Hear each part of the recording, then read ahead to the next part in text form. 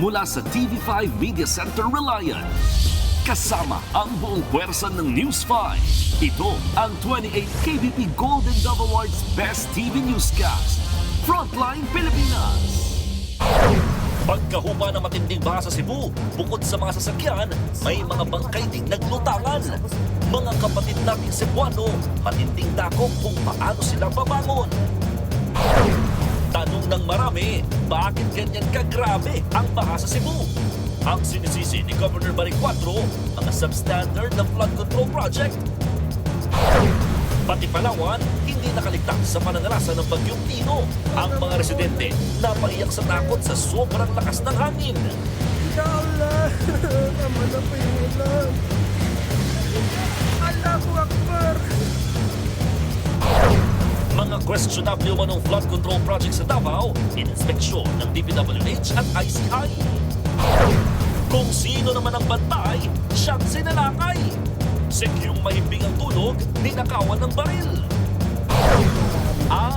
Eto na nga. May issue sa MISU. May nagkasagutan at mga kandidatang nag-walk out.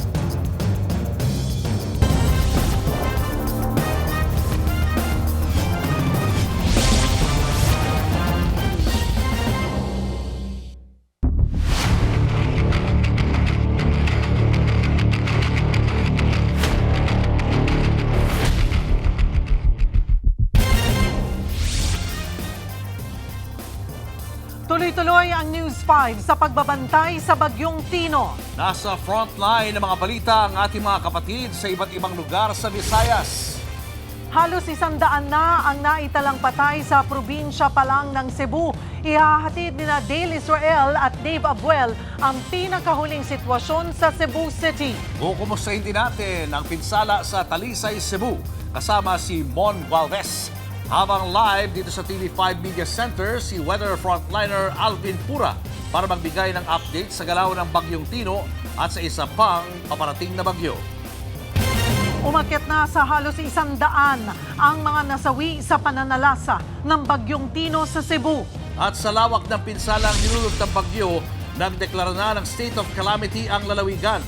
Live mula sa Cebu City, nasa frontline ng balitang yan ng ating kapatid na si Dale Israel ng One News Cebu. Dale, ilan na ang updated na bilang ng mga namatay dyan sa Cebu? Ngayong gabi, Julius, aabot na sa 98 ang kabuang bilang na nasawi sa Cebu Province. Base yan sa datos ng Cebu PDRRMO Cebu City at Liloan LGU. 35 ang nasawi sa Liloan, 16 sa Compostela, 12 naman sa Mandawi City, 9 sa Danao City, 7 sa Talisay City, 6 sa Balamban, 1 sa Consolacion, habang 12 sa Cebu City. Ito yung mga lugar na lubos na apektado ng baha. Nasa 38,425 naman ang pamilyang inilikas sa buong Cebu. Karamihan ay mula Madidejos at Danbantayan. Apektado rin ng nagdaang lindol. Nag-deploy na rin ang Provincial Health Office ng 3 team para sa rapid health assessment sa mga lungsod ng Talisay City at Bogo City. Dale, kamusta naman ang clearing operations lalo na sa mga binahang lugar dyan sa Cebu City? Julius, tuloy pa rin ang clearing operation sa Cebu City na personal na pinamunuan yan ni Mayor Nestor Archival. Kasama dyan ang Villa Layson at Barangay Bakayan na halos na wipe out ng baha. Tumulong na rin ang Cebu Contractors Association sa clearing operations gamit ang kanilang mga equipment at tauhan para mabilis malinis yung mga daanan. Julius. Kumusta naman ang supply ng kuryente sa ngayon? Bumalik na ba?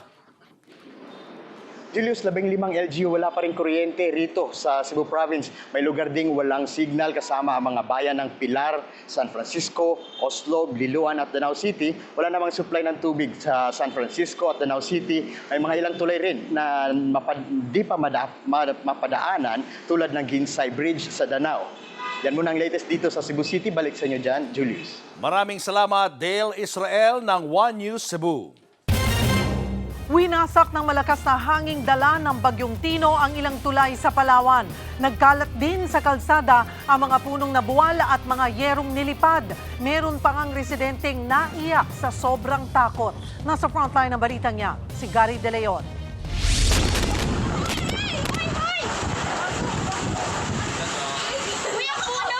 Halos mag-zero visibility sa El Nido, Palawan kaninang umaga nang maglandfall doon ang Bagyong Tino.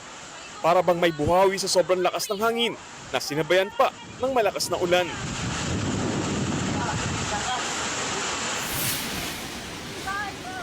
May nilipad pang ang yero. Ang kumukuha ng video, napayak pa sa takot. Ganyan din kalakas ang ulan at hangin sa Vanilla Beach sa barangay Korong-Korong. Pati covered court na naturang barangay, natuklap ang bubong. Matapos manalasan ng bagyo, tumambad ang pinsala sa bayan ng El Nido. Nagkalat sa kalsada ang mga nabuwal na puno at nilipad na yero. Mga pulis po ito na nagre-rescue doon sa na-trap. Nagpaspaon na po dito. Sinuong ng ilang pulis ang baha para sagipin ang mga natrap na residente sa Purok Magsasaka at Purok Villa Teresa sa Puerto Princesa City.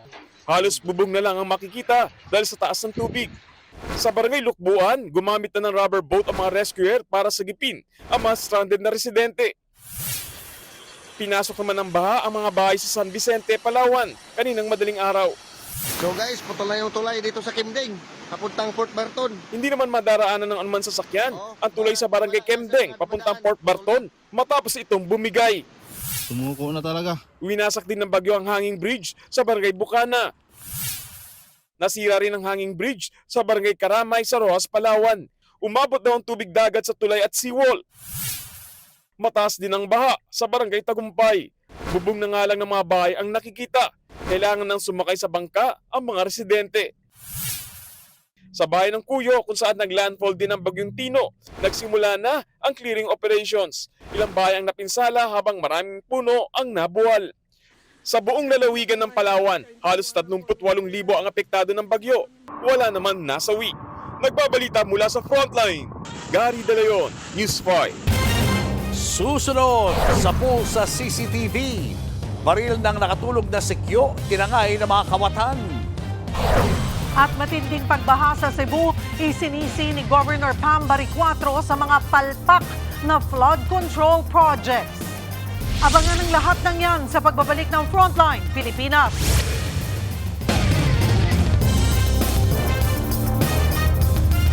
Mga kapatid, Cheryl Cosing po.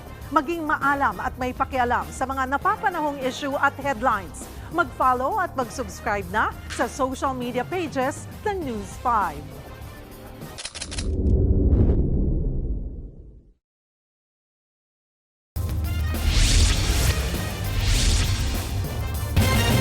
Sa pulsa video ang pananalisik ng tatlong magnanakaw sa isang condominium sa Maynila. Tinangay nila ang baril ng nakatulog na sikyo. Nasa frontline ng balitang yan si Nina Ongpauco. Sa pool sa CCTV ang pagpasok ng dalawang lalaking ito sa isang condominium sa Malate, Maynila. May isa pa silang kasamang naiwan sa labas. Makikita rin ang security guard na mahimbing ang tulog sa sulok. Tinignan siya ng dalawang lalaking pumasok. Nang masigurong tulog ang sekyu, pinuksan ng dalawa ang drawer ng security podium at hanggang sa makuha ang service firearm ng gwardya.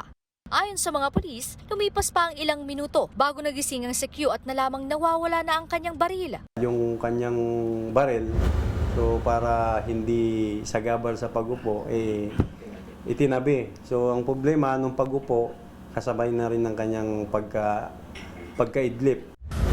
Nahuli naman ang isa sa tatlong suspect sa follow-up operation. Na-recover din ng baril na gwardya sa ilalim ng isang puno matapos ituro ng suspect kung saan ito itinago. Aminado naman ang suspect sa krimen. Inuudyokan talaga ako. Kaya di ko na din po naisip na ibalik. Balak daw ibenta, sabi ng tropa ko po. Benta na lang daw po namin. Nakapansisi po dahil nandito po ako ngayon. Tinutugis na ang dalawa pang kasabwat ng suspect.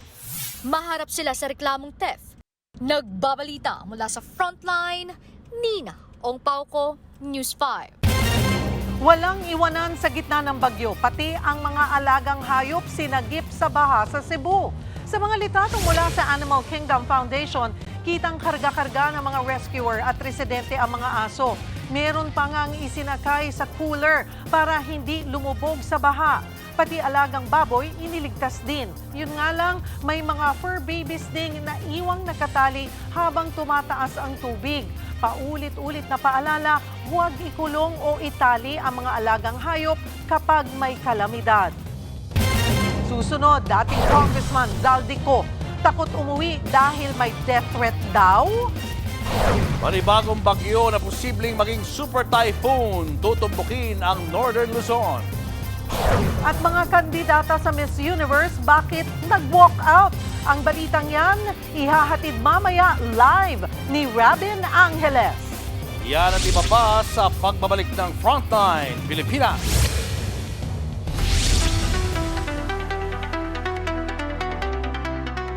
Mga kapatid, lumayo tayo dito ngayon sa Santa Elena Golf and Country Club sa Santa Rosa, Laguna, kung saan balita ko may mga kapatid tayong magtatagisan ng galing sa pag-swing.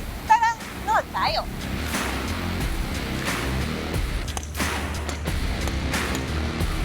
Dinaluhan ng professional golfers at golf enthusiasts mula sa loob at labas ng bansa ang ginanap na International Series Philippines.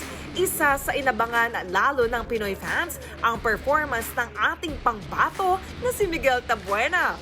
Let's go, Miguel! All right! Miguel, I love you! Love you too! Ito ang unang pagkakataon na nagdaos ng ganitong kaprestihiyosong golf competition sa bansa sa tulong ng Bingo Plus. Kaya naman hindi alintana ng fans ang init at mahabang lakaran, masubaybayan lang ang kanilang idols. Best fans we have ever had. Everything. Matapos ang ilang oras na sukatan ng galing, sa huli ay nanaig at hinirang na kampiyon ang Pinoy pride nating si Miguel.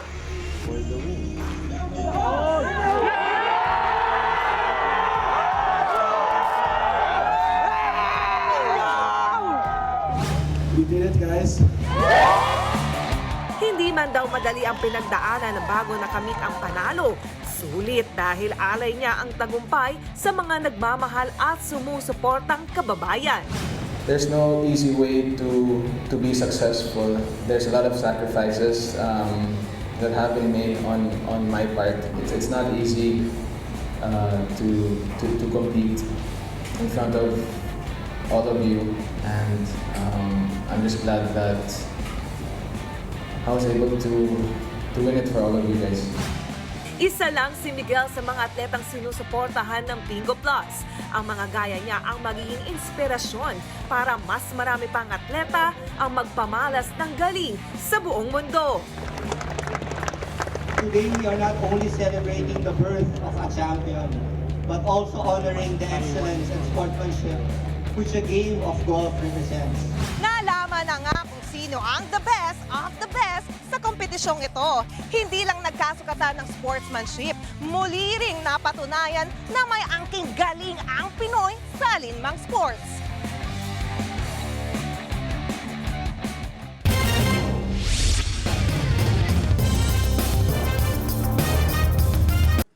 Mga kapatid, Julius Babaw po. Para sa komprehensibo at makabuluhang balitaan at talakayan, mag-follow at mag-subscribe na sa social media pages ng News 5.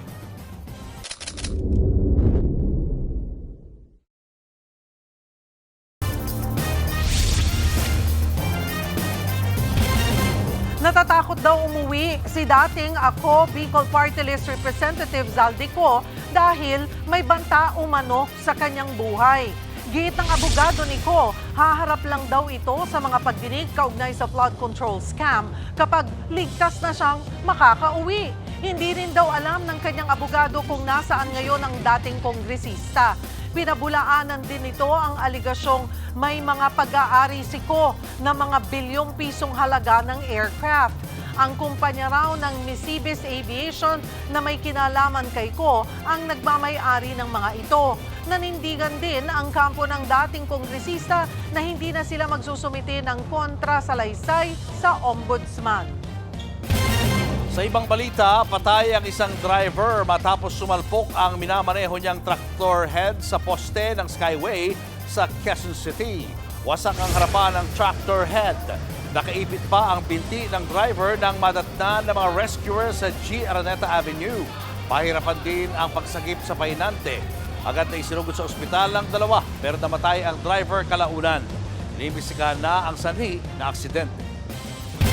Susunod, isang pamilya sabay-sabay inanod sa lagpas taong baha sa Cebu. 10 sa kanila patay. At baha sa Cebu, sinisisi sa mga ghost at substandard na flood control projects.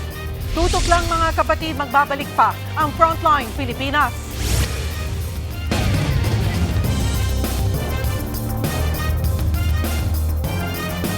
Mga kapatid, Jervy Wrightson po. Eto na nga. Para sa latest showbiz news at iba pang kay-alaman, mag-follow at mag-subscribe na sa social media pages ng News 5.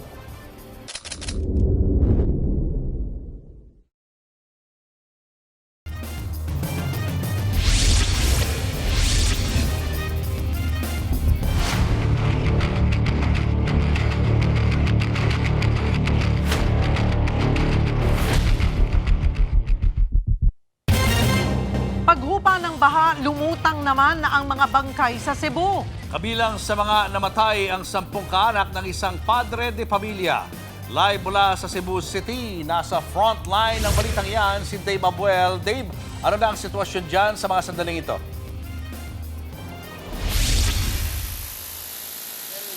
Matapos na ang matinding baha, Perwisyo naman. sa bahay ang kinaharap ng ilang residente. Bukod Sa mga nasirang sasakyan at bahay, ang pinakamasaklap yung mawalan ka ng mahal sa buhay. Isang padre de pamilya nga ang nagkwento sa atin kung paano ba siya nalagasan ng mga kaanak. Sa evacuation ng Barangay Bakayan sa Cebu City, nakausap ng News 5 si Tatay Jimmy Abatayo. Hindi niya napigilang maiyak nang ikwento ang trahedyang dinanas ng kanyang pamilya. 10 kaanak niya ang namatay habang 3 ang nawawala pa rin hanggang ngayon. Sakit, sir. Sakit yun. Mbut, nagmahigay ko, sir. Sakit.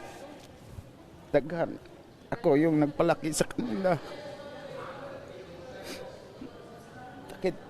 Kasi ako, nag-isa na lang. Wala na ako. Hindi ko ka mbut, puso ko hindi na tanggap. Ayon kay Abatayo, mabilis tumaas ang tubig hanggang sa natrap sila sa second floor ng kanilang bahay. Sa kasamaang palad, biglang gumuho ang bahay at inanod silang lahat. Tanging si Abatayo lang ang nakaligtas. Kabilang sa mga namatay ang kanyang mga itinuturing na anak at apo, pati na ang kanyang misis. Be, ikaw be, pinangga ka ba mo? Grabe ka, pinangga na ko. Parihas ta, nagpangga na itong duha. Pero, iniwan ko ninyong lahat. Kayong lahat na iwan sa ako. Kabilang sila sa mahigit 70 namatay sa Bagyong Tino. Sa bayan naman ng Compostela sa Cebu Province, may mga bangkay ring nakahambalang sa mga kalsada.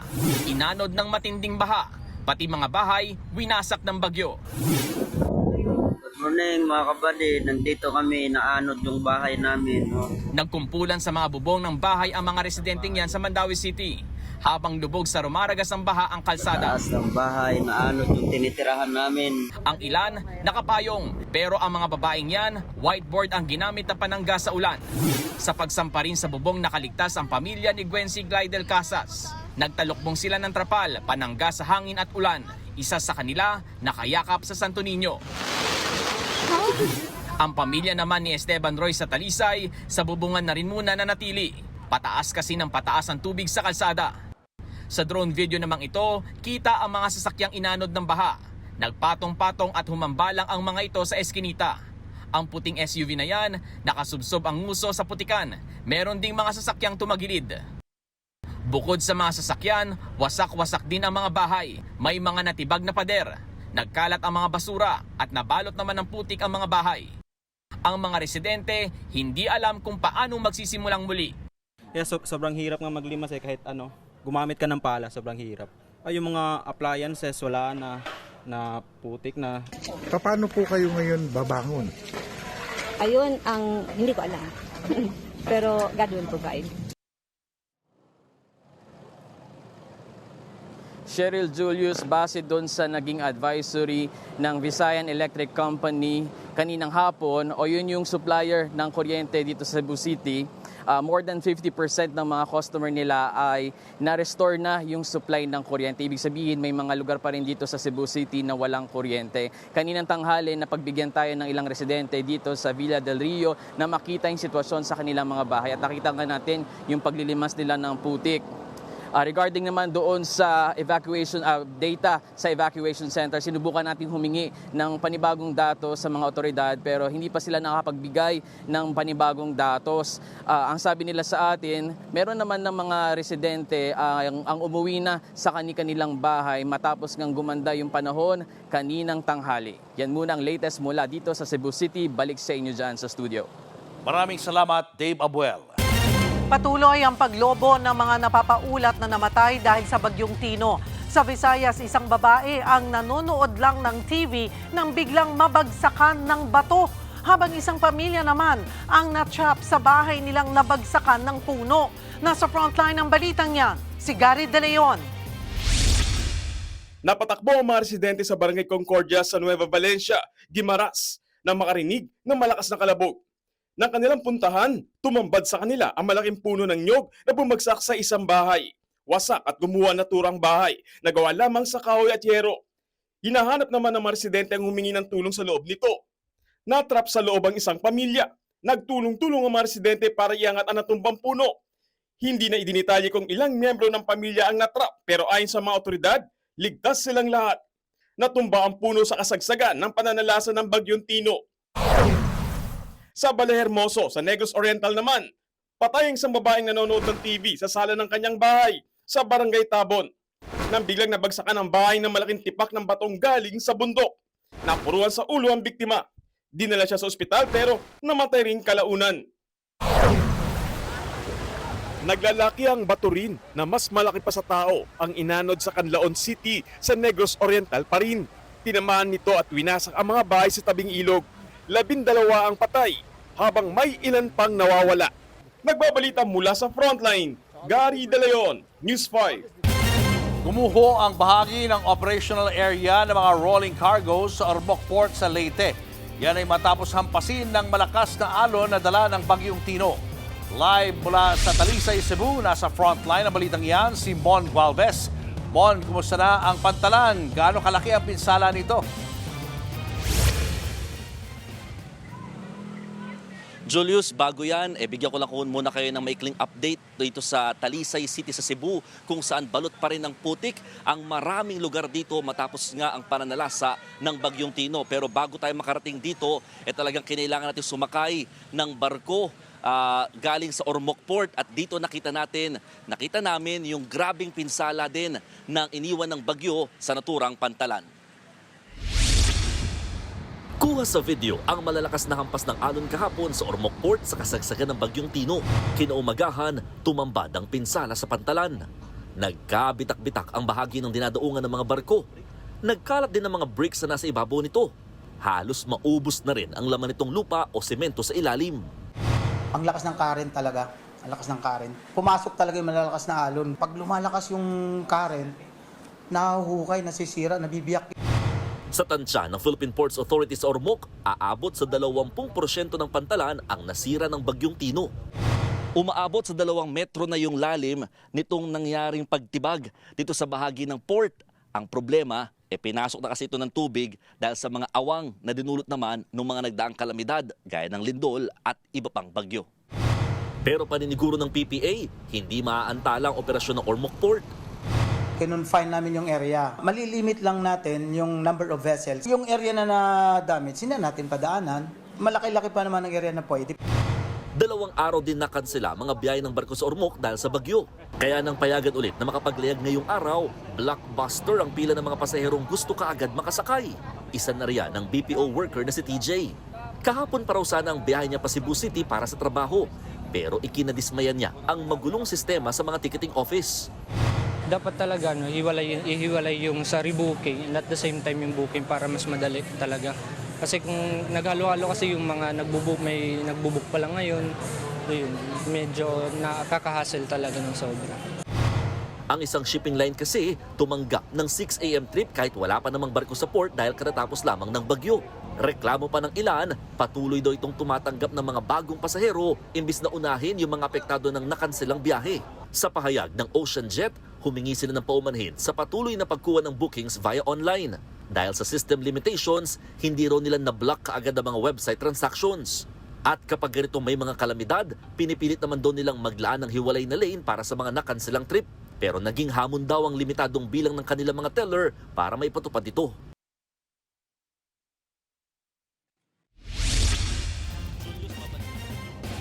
Maraming salamat, Mon Gualvez, live mula sa Talisay, Cebu.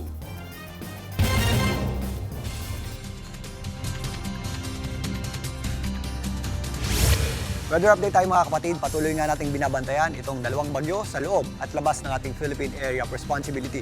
Ito nga ang bagyong Tino ay 5 beses naglandfall dito sa area ng Visayas at 3 beses muling naglandfall dito naman sa Northern Palawan mula kagabi hanggang kaninang madaling araw. At kasalukuyan, ito po ay nandito na sa kalagitnaan ng West Philippine Sea.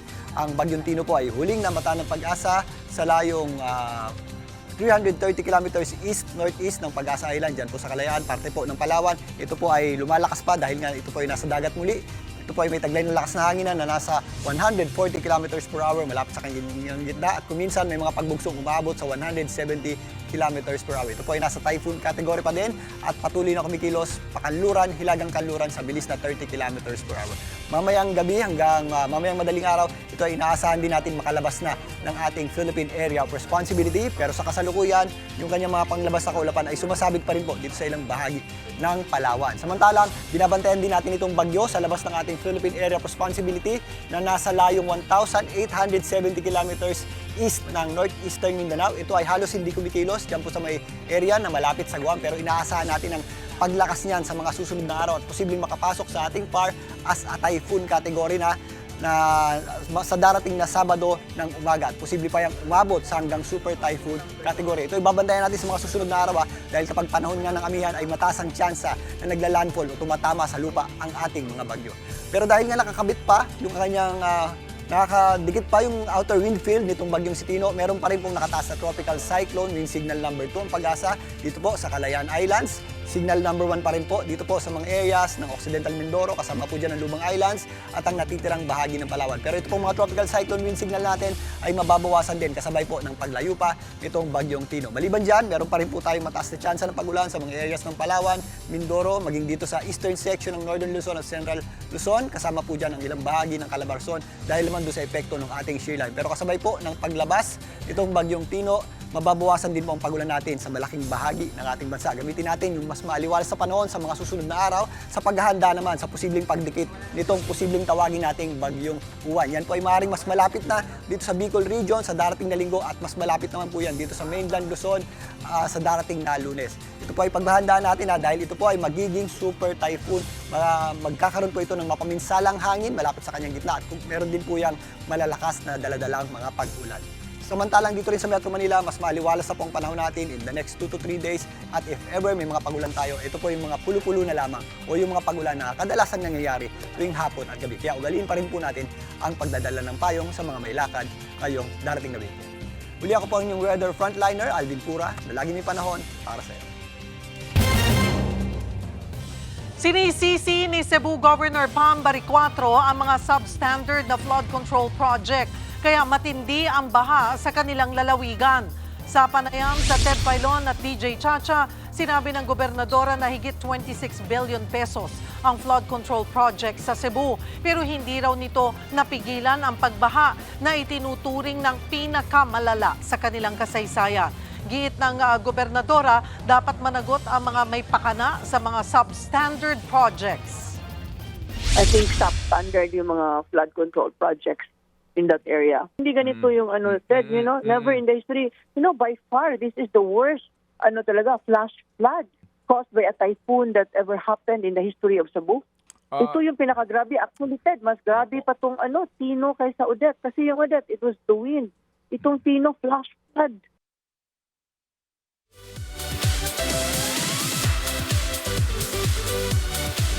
At eto na nga ang mga kasama nating celebrity frontliner na very soon ay mapapanood na rin sa big screen. Walang iba kundi si Robin Angeles. Thank you po, Sir Julius. Nauwi sa pag-walkout ng mga kandidata ng Miss Universe, kabilang ng reigning queen ng magkasagutan ng Miss Universe Thailand, National Director at Miss Mexico. Nasa frontline ng balitang yan, si MJ Marfori. Hindi pa man nagsisimula ang koronahan para sa most beautiful in the universe. Abay, mainit na ang labanan sa Thailand. Bago pa man umikot ang mga kamera para sa ceremonial sashing ng 74th Miss Universe pageant, boom! May eksenang parang teleserye. Nagkasagutan sina Miss Universe Thailand National Director Nawat Itzaragrisil at Miss Universe Mexico Fatima Bosch. I still talking. Listen. I still keep talking to everybody. Why you stand up to talk to me? Because I have a voice and it's not for everybody to talk to me. If you have a problem, you are not respecting me as a woman. What? Mama, why you stand up? Because I... Where's the gun? Security. Ayon sa ulat, nagsimula raw ang tensyon ng sitahin ni Nawat, si Miss Mexico, dahil hindi raw ito nagpo-post tungkol sa Thailand sa social media. Sinubukang magpaliwanag ni Miss Mexico. Pero ayon kay Nawat, if you follow your national director's orders, you're a dumb head, quote-unquote. Diyan nagpantingan-tenga ng mga beauty queen at nagsipag-walk out. Sabi ni Miss Mexico, I truly love Thailand. I respect all of you. I think that you're amazing people. But what just your director did is not respectful. That the world needs to see this because we are empowered women. Kasama sa mga nag-walk out si reigning Miss Universe Victoria Thelvin. Do you have respect for everyone? But this is not about things can be handled. To trash another girl is beyond disrespectful. A few hours later, bumida rin si Miss Universe Organization President Raul Rocha Cantu at ang sabi niya, No permitiré que los valores de respeto y dignidad hacia la mujer sean violentados. Basta, Nawat. Matapos nito, ipinagpaliban muna ang sashing ceremony at pinutol ang ugnayan ni Nawat sa event. Sa isang Instagram video, nagsorry naman si Nawat pero tila damage done na. Ayon sa Miss Universe Organization, restricted si Nawat sa iba pang activities ng pageant at sa halip, sina MUO CEO Mario Bucaro at iba pang opisyal ang hahawak ng operations. Hindi ito ang unang beses na nasangkot si Nawat sa kontrobersiya. Matatanda ang inakusahan na rin siya noon ng misconduct at unprofessionalism ng dethroned Miss Grand International 2024, Rachel Gupta. Nagbabalita mula sa Frontline, MJ Marfori, News 5. Susunod, Kim Chu at Paolo Abilino muling magtatambal sa isang serye dito sa TV5. Ihahatid pa rin yan sa atin mamaya ni Robin Angeles. Tutok lang mga kapatid, magbabalik pa rin ang Frontline Pilipinas.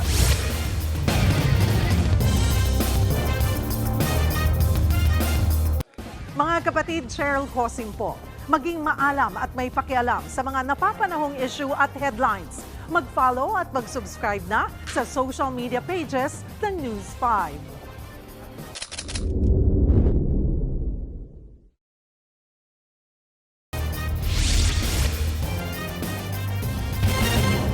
Sumentro sa laban kontra fake news at maling impormasyon ang ginanap na Media and Information Literacy Conference o MILCON 2025. Nasa frontline ng balitang yan si Mobile Journal Francis Rivera.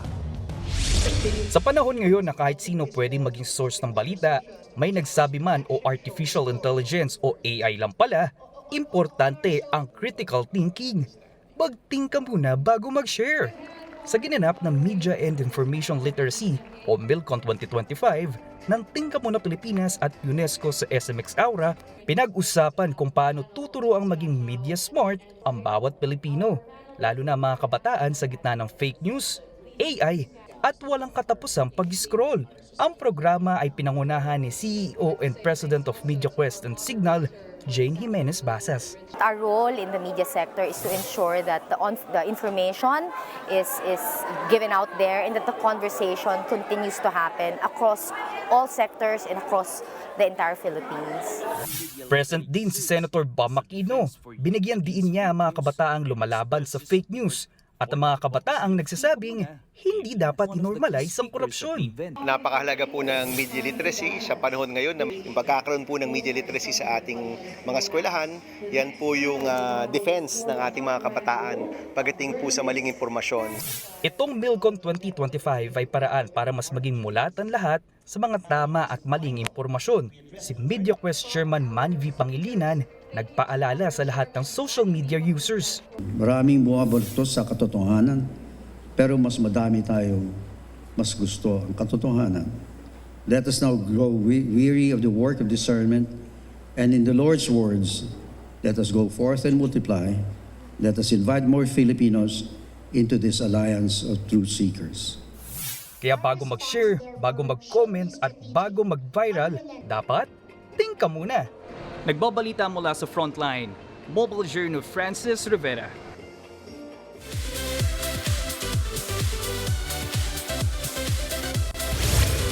Back together ang love team ni Kim Chiu at Paolo Abilino, pero this time in their most daring roles. Para yan sa seryeng The Alibi na mapapanood sa Prime Video at soon naman dito sa TV5. Gaganap si Paolo bilang isang journalist habang si Kim naman ay isang paid sex worker. Ito na ang ikatlong mega serye ng tambalang Kim Pao, kaya super close na rin ang dalawa. Nagtanong din ang dalawa kung ano ang best gift nila para sa isa't isa. Best gift ko kay Kimmy, yung pakikinig ko sa mga kwento niya. Actually yun, more than any material thing, yun talaga, nakikinig talaga siya sa akin. Kasunod ng surprise single, inirelease na rin ng rock band na Four Spades ang kanilang new album na Andalusia. Bukod dyan, may isa pa raw silang surprises para sa fans. Nasa frontline ng balitang yan, si News 5 Entertainment correspondent Von Belinario.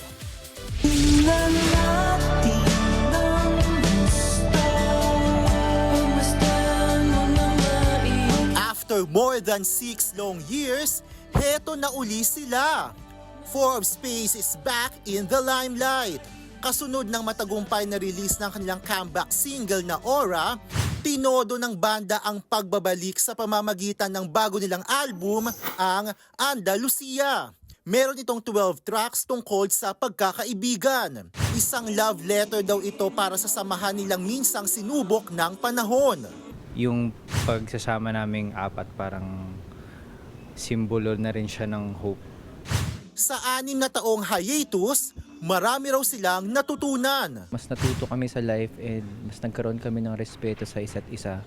At hindi lang album drop ang pasabog. Meron din silang 2-night concert sa MOA Arena.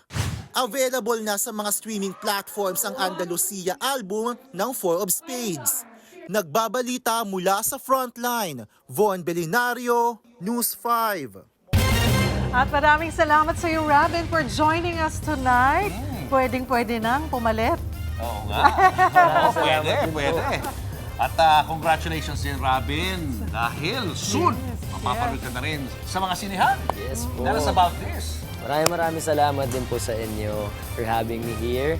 Abangan niyo po ang Philippine adaptation ng hit Korean movie na A Werewolf Boy. Kasama ko po dyan si Angela Muji and syempre directed by Crisanto Aquino.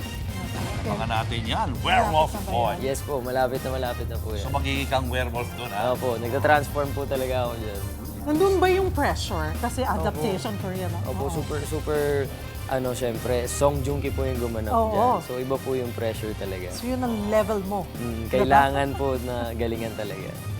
Abangan natin yan. Yes. Uyeng.